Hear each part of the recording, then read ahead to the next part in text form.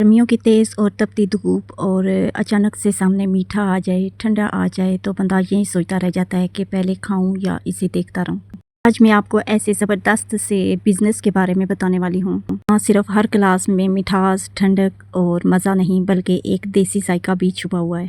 जी हाँ, सही समझिए आप। आज मैं बात कर रही हूँ रबड़ी फ़लूदा की। ये वो जगह है जहाँ सिर्फ लोग प्यास बुझाने के लिए नहीं आते बल्कि बार-बार आने के बहाने ढूँढते रहते हैं। क्योंकि रबड़ी फ़ालूदा एक ऐसी चीज़ है जिसे खाने के बाद बंदा बार-बार खाने को वापस आता है, बार-बार खाने को जी जाता है। आज मैं आपको बताऊँ कि रबड़ी फ़ालूदा एक ऐसा बिज़नेस है जो गर्मियों में बहुत ज़्यादा चलता है। अब मैं ये कहूँगी कि अगर मेरे कोई भी भाई जो सुन रहे हैं वो बेरोज़गार हैं, उन्हें कोई जो है ना बिज़नेस का आइडिया नहीं मिल रहा, तो मैं आपको आज बताती हूँ कि रबड़ी फ़ालूदा गर्मियों में इतना बेहतरीन बिज़नेस है कि आप कहेंगे कि वाक़ई किसी ने बहुत अच्छा मशवरा दिया था। और साथ-साथ मैं आपको इसे बनाने की भी कंप्लीट तरकीब जो है वो भी बता दूँगी और आप शुरू करें और इंशाल्लाह आप दुआएँ देंगे कि वाक़ई किसी ने बहुत अच्छी बात जो है ना वो बताई थी। इसमें दूध रखा है हमने उबलने के लिए और साथ ही इसमें इलायचियाँ जो हैं वो पीस कर डाल दी हैं और जितनी मिकदार में आपने बनानी है उतनी मिकदार में ना दूध जो है वो आप डालकर उबालने के लिए रख दें और साथ ही इलायचियाँ बारीक पीस कर ना उन्हें दूध में उबलते हुए दूध में डाल दें।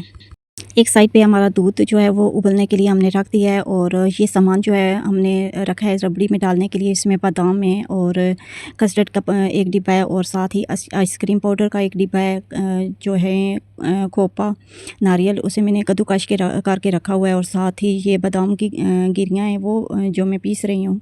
चीनी जाएगी इसमें तो हम मलंगा जाएगा और जो फ़ालूदा बनाते हैं उसके लिए वो चाहिए होगा वो पाउडर सा, भी उसका नाम मुझे याद नहीं रहा, वो भी मैं आपको बता दूँगी। कुछ चीज़ें अभी उबलते हुए दूध में डालकर हम पकाएंगे, सही अच्छे से पका लेंगे तो। और कुछ चीज़ें जो हैं वो जब रबड़ी तैयार हो जाएगी उसमें बर्फ़ डालने के बाद डालेंगे। उसके बाद ये केक रस जो हैं वो मैंने लिए हैं, उन्हें हैं तो ये बिल्कुल नरम से होते हैं लेकिन फिर भी इनमें ना डालते वक्त कोई गुठली वगैरह ना बन जाए, फिर भी मैं ना इन्हें दोबारा से बारीक करके पीस रही हूँ। साथ ही खोपा जो नारियल जिसे कहते हैं वो भी कद्दूकस कर लेना है, क्योंकि काफ़ी जो मोटी-मोटी चीज़ें होती हैं ना वो पीते वक्त मुँह में आए तो फिर अच्छा नहीं लगता। बादाम की गिरियाँ जो होती हैं उन्हें थोड़ा-सा बारीक पीस करके डालते हैं और ये सारी चीज़ें पीसने के बाद इसमें ये केक रस हैं और बादाम की गिरियाँ हैं और इसमें वो है नारियल खोपा सूखा हुआ कद्दूकस के वो करके वो डाल दिया है और दूध को यहाँ पे उबालियाँ काफ़ी ज़्यादा आ रही थी। वो डालने के बाद जब 3-4 उबालें आ जाएँ तो तकरीबन इतना इसमें से निकाल लें जिसमें आपने कस्टर्ड और जो आइसक्रीम पाउडर है वो मिक्स करने के लिए जो है ना वो निकाल लें। और इसमें चीनी मैंने उसी वक्त डाल दी थी जब दूध को जो उबलने के लिए मैंने रखा था। जो दूसरे बर्तन में मैंने यहाँ से दूध निकाला है उबला हुआ, उसमें ना डाला है कस्टर्ड, एक पैकेट जो है डिब्बा वो डाल दिया है और एक आइसक्रीम पाउडर का डिब्बा है वो डाल दिया और इसे अच्छी तरह मिक्स करना है। ऐसे ही पता चले कि ये बिल्कुल मिक्स हो गया है, इसमें कोई गुठली वगैरह जो है वो ना रहे। इसके लिए एक टिप जो है वो मैं आपको यहाँ पे देती जाऊँ कि क्योंकि हम ये काम करते हैं तो मुझे सारी बातें जो हैं वो बिल्कुल डिटेल से पता हैं और ये चीज़ें बना भी मैं खुद ही रही हूँ। अभी मेरे हस्बैंड बनाया करते थे तो देखते देखते मुझे भी तजर्बा हो गया, तो अभी मैं बनाती हूँ तो वो सेल करते हैं। तो एक चीज़ जो आपको कभी भी कोई बंदा जो है ना वो नहीं बताएगा वो ये कि रबड़ी जब आप बना लें तो इसे चीनी जो है वो ज़्यादा मकदार में डालें, क्योंकि जब इसमें फ़ालूदा डलता है ना तो चीनी कम हो जाती है फ़ालूदा जब डालते हैं और फ़ायदा भी उस फ़ालूदे का ही होता है ज़्यादा। इसमें जो सामान जाता है ना वो काफ़ी महंगा होता है लेकिन जब ये बिकती है तो काफ़ी बचत भी हो जाती है और ज़्यादा बचत जो होती है ना वो फ़ालूदे की वजह से होती है, क्योंकि जब हम आधा गिलास होता है उसमें फ़ालूदा डालते हैं तो वो गिलास जो होता है ना वो भर जाता है।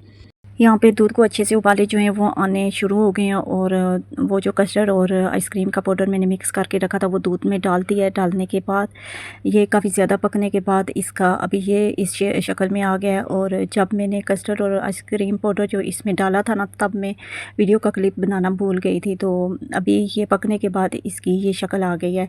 ये इसमें ये होता है कि जब हम कस्टर्ड पाउडर और आइसक्रीम पाउडर डालते हैं ना तो उसे लगातार चम्मच हिलाते रहना चाहिए, क्योंकि इसमें गुठलियाँ बन जाती हैं। जब गुठलियाँ बन जाती हैं वो पीते वक्त मुंह में आए तो बिल्कुल भी अच्छा नहीं लगता।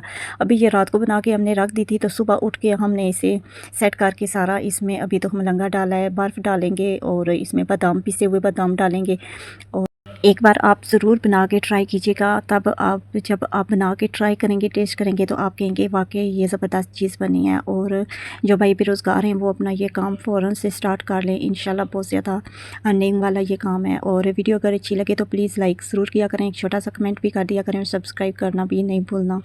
अभी रबड़ी फ़लूदा तो हमने नहीं बनाया, रबड़ी बनाई है, लेकिन अच्छी लगे वीडियो तो प्लीज़ लाइक शेयर और कमेंट ज़रूर कीजिएगा। इजाज़त चाहती हूँ आपसे, अपना और अपने प्यारों का बहुत सारा ख्याल रखिएगा। रबड़ी को तैयार करके खाएं और मुझे भी दुआओं में ज़रूर याद रखा करें। अल्लाह हाफ़िज़ एंड टेक केयर।